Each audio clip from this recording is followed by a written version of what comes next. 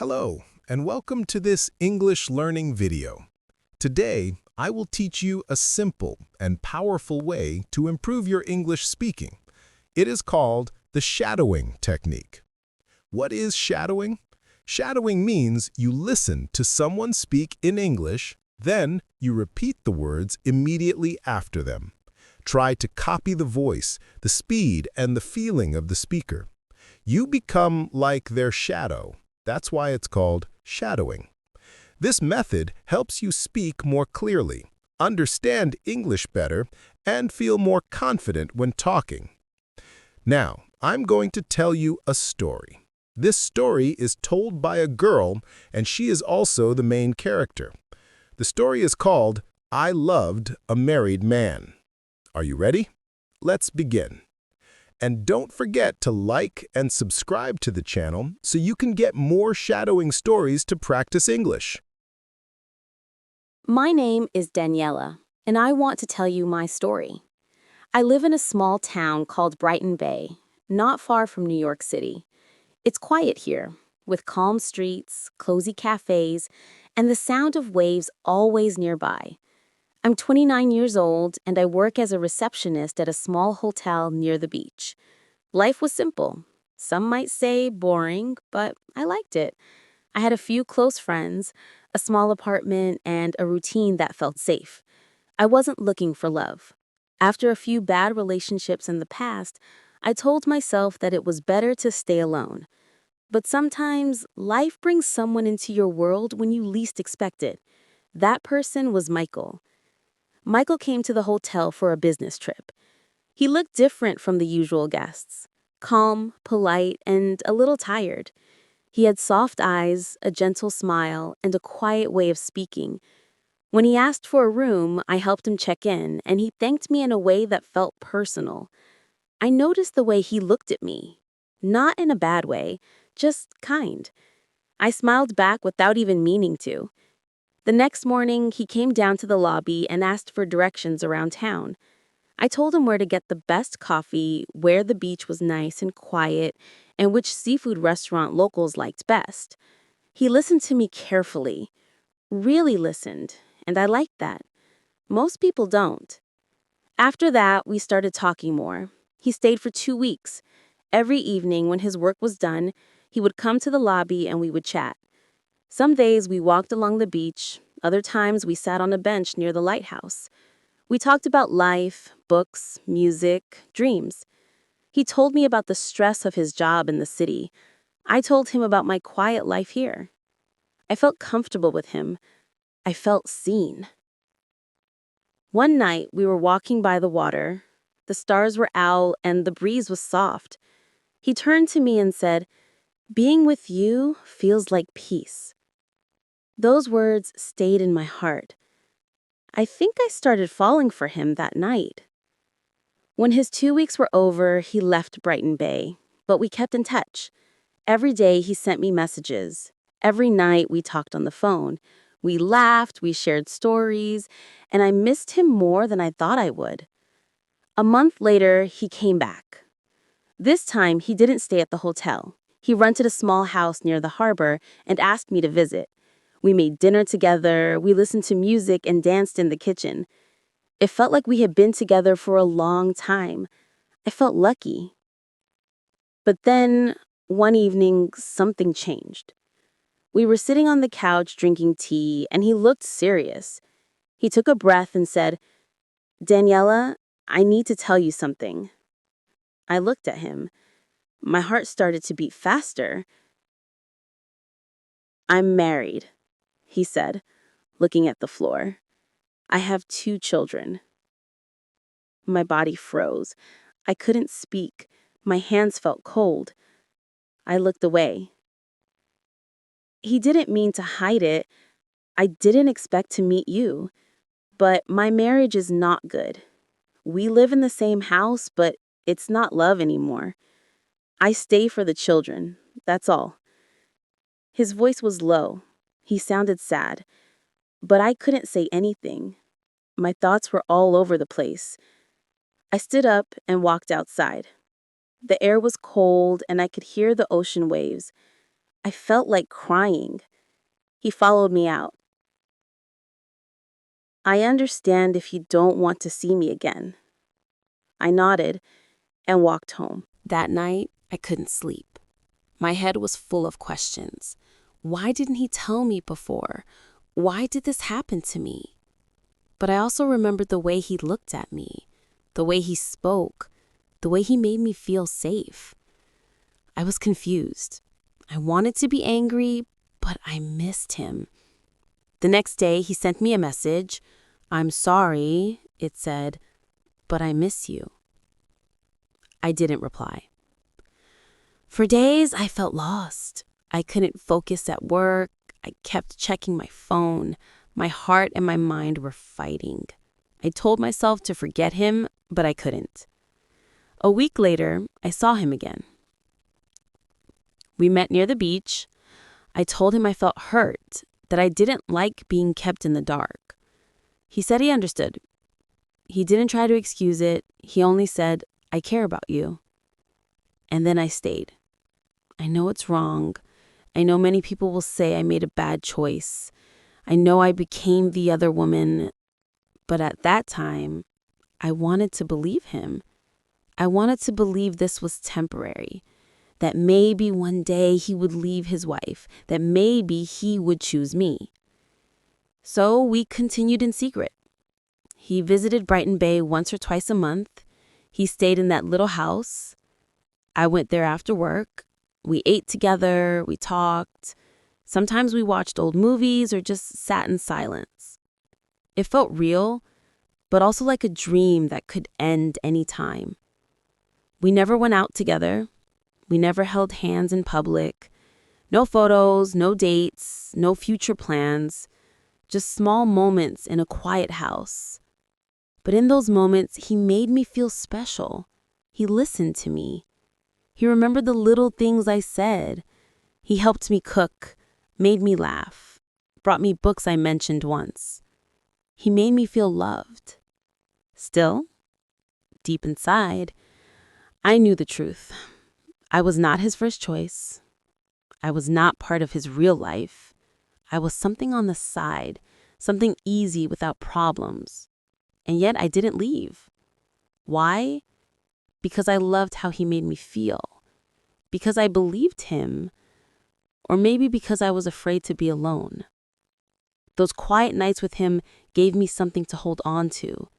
Even if it hurt, it was better than nothing. But slowly, things started to change inside me. I stopped smiling the way I used to. I waited for his messages more than I should. I made my schedule around his visits. I said no to friends. I stayed home, always waiting for him to call. My world became smaller, just him and silence. Sometimes I stood on the beach and asked myself, is this love or am I just lost? And I would tell myself, wait, maybe one day things will be different. But the questions didn't stop. They grew louder. The weeks passed and I stayed in that quiet world, waiting for Michael. I still loved him, but something inside me was changing. I stopped smiling the way I used to. I waited for his messages more than I should. I made my schedule around his visits. I said no to friends. I stayed home, always waiting for him to call. My world became smaller, just him and silence. Sometimes I stood on the beach and asked myself, is this love or am I just lost? And I would tell myself, wait, maybe one day things will be different. But the questions didn't stop. They grew louder. I tried to tell myself that love takes time. I believed he cared about me. Maybe he did. But he still went back to his wife, to his children, to the life where I did not belong. And I began to wonder, why do I let this happen? One night after he left, I sat by the window and watched the rain fall. I asked myself, what am I doing with my life? I loved someone who could not give me a full heart. I was always second. I had dreams too. A home, a child, a man who would choose me every day. But instead, I had empty rooms and silent nights. I started to feel that I deserved more, but I was scared. I didn't want to lose him. I didn't want to feel lonely. Some part of me hoped he would change, that one day he would come to me and say, "I left. I'm here now, just for you." But that day never came. I spoke to my friend Nina, the only one who knew the truth. I told her how I felt, tired, sad, confused. "You deserve to be first, Daniela," she said. "You should be with someone who's proud to love you, someone who walks with you in the daylight, not just hides with you in the dark." Her words stayed with me. I started to notice how much I had changed. I didn't laugh like I used to. I didn't go out. I always checked my phone. I had stopped doing things I loved, reading by the sea, walking in the park, having dinner with friends. My world had become small, and I was the one who let it happen. One evening, Michael visited again. He smiled, brought flowers, kissed my forehead. He acted like everything was fine, but I was quiet. "What's wrong?" he asked. "I don't know if I can keep doing this," I said. He looked surprised. "Why now?" "Because I feel like I'm not living my own life," I said. "I'm living in your shadow. I wait for your visits, your calls, your words, but I'm always waiting. I want more. I need more." He sat down and said nothing for a while. Then he said, "I love you, Daniela. You know that." "Then why don't you choose me?" I asked. He looked away. "It's not that easy. I have children, a family." "And what am I?" I asked softly. "Just a secret?" He didn't answer. That night I cried again. Not because he was cruel, he wasn't, but because I finally saw the truth. He would never leave. Not for me. Not for anyone. After he left, I didn't message him. I didn't call. I needed time to think. I walked by the beach every morning before work. I let the wind touch my face. I watched the waves and thought about my life. What did I want? What made me happy? Slowly, I remembered the old me, the girl who loved long walks, coffee with friends, books by the fire. I missed her. I also thought about love. What does real love look like? Not just flowers and kisses, but someone who stands with you in the open. Someone who says, "You're mine," without fear. I didn't have that. Not with Michael. I started to write in a notebook every night, just thoughts and feelings. It helped me understand what I wanted, and every page I filled made me a little stronger. Michael still sent messages. "I miss you, I'm thinking about you, can I see you?" But I didn't answer. Not right away. I needed time. 1 week later, he showed up at my door. I was surprised, but I let him in. "I needed to see you," he said. "You've been quiet." "I've been thinking," I told him. He sat down. "About us?" "Yes," I said. "About everything." We talked for a long time. I told him how I felt about waiting, about being second, about losing myself. "I can't keep doing this," I said. "I love you. Maybe I always will, but I need a real life. I want to be with someone who can give me all of their heart, not just the part." He looked sad. "I can't leave them, Daniela. I've tried to imagine it, but I can't do that to my children." I nodded. I understood. But I also understood something else. This was the end. "I hope you find peace," I said. "I hope we both do." He stood up, he hugged me. "I'm sorry," he whispered. Then he left, and that was the last time I saw him. That night, I cried again. But it felt different. The pain was real, but it was also clean, like a deep breath after holding it too long. The next morning, I walked down to the sea. I stood there for a long time, just watching the waves. The sky was clear, the wind was soft. I felt something I hadn't felt in months. Calm. I knew healing would take time, but I also knew I had taken the first step. For the first time in a long time, I was not waiting for a message. I was not checking my phone. I was just standing there with myself. And that was enough for now. Months passed after I said goodbye to Michael. At first, the days felt long and heavy. I missed him. I missed the way he smiled, the way he held me, the small things we used to share. Some mornings I wanted to call him. Some nights I cried in bed, holding my pillow close, remembering the sound of his voice. But slowly, things began to change. I started spending more time with my friends again. Nina invited me for coffee every weekend. We talked and laughed. Sometimes we sat in silence, just enjoying each other's company. It felt good to be around people who loved me for me, with no secrets, no lies. I also returned to the things I once enjoyed. I began reading again, soft stories, quiet ones about love and hope. I walked on the beach every evening. I watched the sunset and listened to the sound of the waves. The sea always made me feel calm. It reminded me that life moves forward no matter what happens. I also started working on my goals. I took a small class at the community center, something simple about writing stories.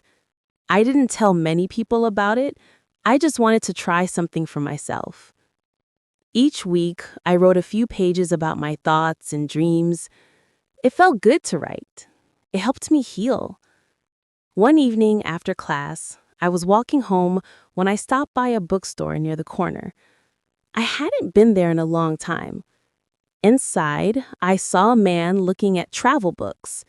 He smiled when he saw me, and I smiled back. He looked familiar, but I couldn't remember where I had seen him before. He walked over and said, "Hi, you're in the writing class, right?" I nodded. "Yes, I am. I just joined last week." "I'm David," he said. We talked for a few minutes about the class, about books, about the cold weather. It was nothing special, but something about his voice made me feel at ease. The next week, he sat near me in class. After class, we walked together to the cafe across the street. We talked about simple things, family, work, favorite food. He was kind. He listened. And when I spoke, he looked into my eyes. I didn't feel nervous. I felt calm. We started meeting after class more often, sometimes for coffee, sometimes just a short walk. He didn't ask me about my past. He didn't push. He was patient. One evening, we sat near the beach on a wooden bench. The sky was orange and the air was cool. I looked at him and said, "Can I tell you something?" "Of course," he said. I was in a relationship before. It wasn't good. He was married. I waited for him for a long time. I loved him, but I was always second. I don't want that kind of love again. He was quiet for a moment. Then he said, "Thank you for telling me. I think you're brave and you deserve better." That night, I went home with a warm feeling in my chest. Not because I was falling in love, but because I felt understood. Weeks turned into months. David and I spent more time together. We went for walks, watched movies, and talked about our dreams. He never rushed me. He never asked for more than I could give. I started to smile more. I laughed without pain. I felt free. One day, I looked in the mirror and saw something I hadn't seen in a long time. Myself. Not the sad girl who waited for messages, not the woman who cried alone at night, but Daniela. Strong, gentle, and alive. David became a part of my life slowly, like the sun rising after a long night. He didn't try to fix me, he just stood beside me. And in his quiet way, He showed me what real love can look like. One evening, we were sitting in the park watching children play. "Do you ever want a family?" I asked. "Yes," he said. "One day with the right person." I smiled. Me too. We didn't need to say more. I knew now that love doesn't have to hurt. It doesn't have to be hidden or painful. Love should feel safe. It should feel like coming home. Looking back, I don't regret my past. It taught me important lessons. I learned that love without respect is not enough, that waiting for someone who cannot choose you will only bring pain, that no one else can give you peace. You have to find it inside yourself. And now I have peace. I have hope. I have love, not from someone who hides me, but from someone who walks beside me. If someone asked me today, was it worth it? I would say yes, because through all the sadness, I found myself.